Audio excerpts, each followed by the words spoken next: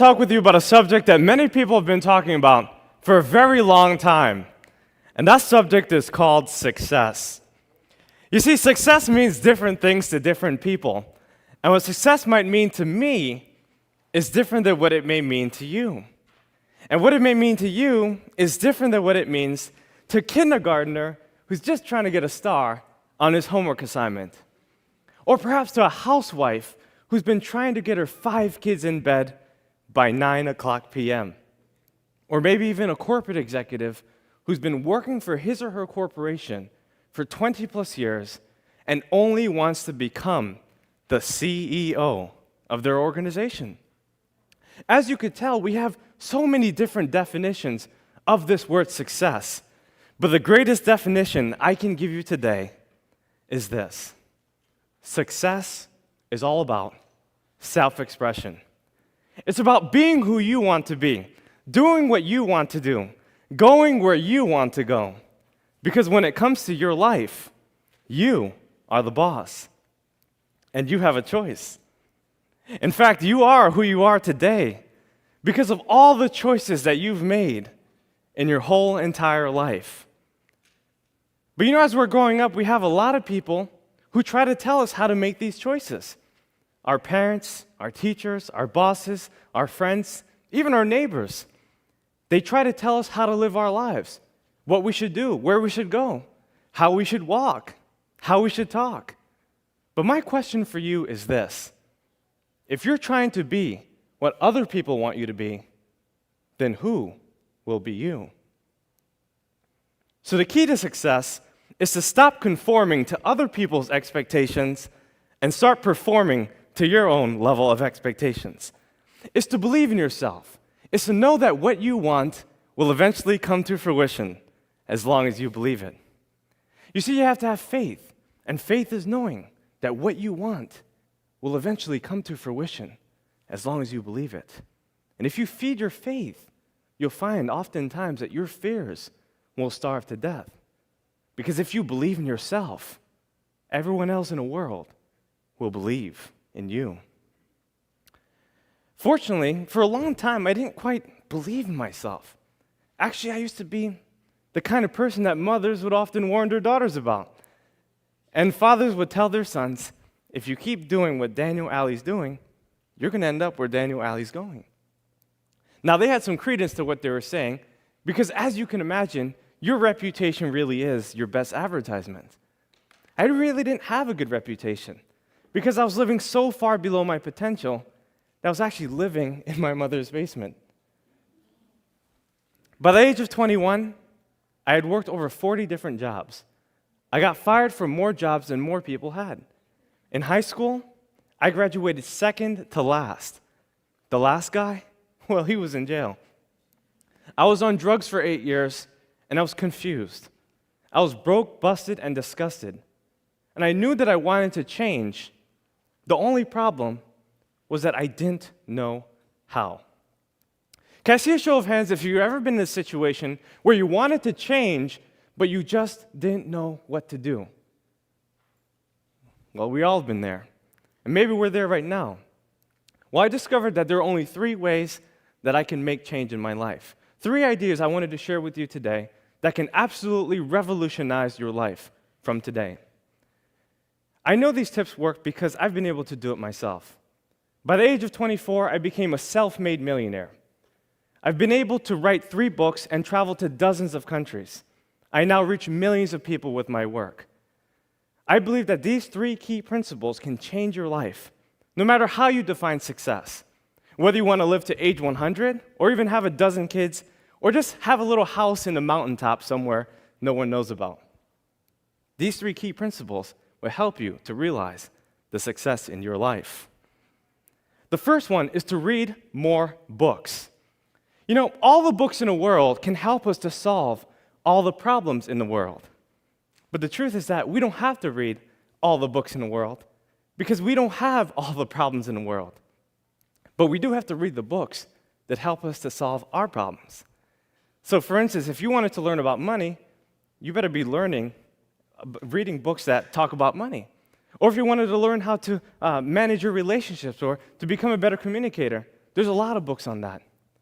What I'm saying basically is that our libraries are paved with gold, and library cards are free. You see, books are the tools that release the heavens of your mind, and leaders are readers. You see, if you want to succeed, you have to read. Most people in the world read about one book every single year. That book, I would suppose, would be Facebook.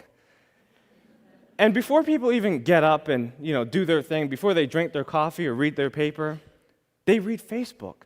But the truth is that if you study miscellaneous things, you get miscellaneous results. You become what you study. What do you study? And where is it taking you? You see, a lot of people come up to me and they say, well, Daniel, I don't really have time to read. I have kids, I have work, I'm a student, I already have so many textbooks, I'm doing so many things, I'm too busy. But if you don't have 10 minutes a day, you're basically saying you don't have a life. We all have time to read. We all have time to pick up a good book and read for ourselves so that we can learn. Look, if you read 10 minutes a day for 30 straight days, that's one book a month. One book a month in 12 months is 12 books a year. You can do in 1 year what most people do in 5 years. Talk about not having time. We all have time to read. Remember, readers are leaders, and the only way you can succeed is if you read. My second suggestion is about getting around the best individuals you can. You see, we're the sum total of the 5 people in which we surround ourselves with the most. We earn the same income. We go the same places. We do the same things. We think the same thoughts. And if you were to look at your 5 closest friends, you've got to ask yourself this one question. Who are my leaders, and where are they taking me? In other words, are my leaders taking me to the place that I would most likely want to be? You see, if the answer is no, then you need new leaders. You need people who are inspiring, people that can help you, lift you up to the goals that transcend your own possibility and your thinking. You have to realize your goals, and you can only do that by getting around the right people. Now, many of us have what I like to call default friends. And default friends are basically people that we see around the neighborhood. People at the grocery store, the gym, the mall, at church, at work, everywhere we go. These are people that we naturally befriend as we start to gain their trust and acceptance. And what tends to happen is that if you're a highly ambitious person and you have really high goals, a lot of these people can't help you reach your goals. So you have to look outside. You have to search for people. I'll give you an example. I had a friend, his name was John, and he was actually a plumber. And his father and him had a pretty successful business, at least it seemed like it. So I asked John, I want to start a business. What exactly do you think I should do? John pulled me to the corner and he said, Daniel, I don't think you want to start a business. 98% of businesses fail within the first 3 years. Then he proceeded to tell me about all the reasons why I couldn't do it and why it won't work. He told me how it was so hard working over 100 hours a week, how hard it was to manage payroll, and why the recession was holding him back from getting more clients. As he told me this, I became a little discouraged, a little dejected. And I went home and I thought about it. When I got to my journal, I usually reflect, and I wrote down in my journal that 98% of statistics are made up, including that one. You see, you have to realize that no one's opinion of you can become your reality. And in order to change your reality, you have to change your mentality and the people you surround yourself with. You have to get yourself around people who can help you, people that are smarter than you, people who have gone further than you, people that know exactly what you need to do to get to that next level. You see, the truth is that the people that you're looking for are also looking for you, but you have to find them. You see, sometimes we surround ourselves with strangers and family members who tell us what we can't do. They limit us. And a lot of people have the right intentions, but oftentimes they provide the wrong directions. In other words, they want to help us, but they just don't know how. So get yourself around people who can. A lot of people ask me, well, Daniel, how do you find these people? It's easy. If you follow step 1, which is to read more books, you'll find that in the back of the book, there's the About the Author section. And what I used to do is I used to reach out to the authors. Thankfully, we live in a new millennium, which allows us to get on their social media, their websites, and so we can have a conversation with them. We can change by actually understanding what it is that they teach. And if we ask enough questions, we can make great progress in our life. Remember, the people you're looking for are also looking for you. So get yourself around those people. My last and final suggestion is to set higher goals. Because goals make you stretch. They help you to become more of who you are. And in this enormative conformity, so many people don't know how to set goals. They get confused about the process. A lot of people use New Year's resolutions. But the problem with New Year's resolutions is that a person often tries to do too much too fast. So let's say Doug wants to stop smoking. On a December 31st, he says, I'm done. January 1st, I'm clean. Never again. You see, he hasn't created a plan of action to achieve his goals, and therefore it is unreasonable. Bucket list is something else that people do. And usually when someone creates a bucket list, they're giving themselves too much time. There's no urgency, and most of the time, they don't write their goals down. So what do you suggest? Well, I'm glad you asked. What I do suggest is for you to write your goals down. I believe that a dull pencil is better than a sharp mind. And to impress your subconscious mind, you have to write your goals down so that you can hold it steadfastly to who you are. I have this method I teach all around the world. It's called the 20-idea method. And basically what you do is you select one overarching goal that you would like to accomplish, and then list 20 ideas that corresponds with that particular goal.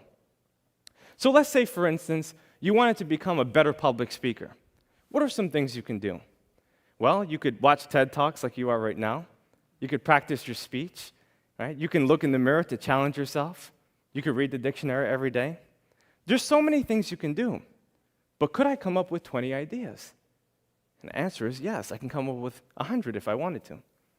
Imagine if you did this in every area of your life, financially, for promotions, for your family, and you wrote your goals down every day. You'd be able to accomplish so many things in your life. You see, we have everything we need in order to succeed, but we have to take the things that we have to get more of the things that we want. From the cars that we drive, to the clothes that we wear, to the food that we eat, and the people that we meet. In this depository of diversity, we have everything we need in order to succeed. But we have to believe. You see, when you believe in yourself, you'll find that everyone else in the world will believe in you. And you also have to think big. When you think big, you'll do big, and you'll win big. Well, big is actually the 3 ideas I wanted to share with you today. B, the books that you read. I, the individuals you meet. And G, the goals that you set for yourself. Books, individuals, and goals. That's all you need to accomplish success. Because when you think big, you'll do big. And you will win big, my friends.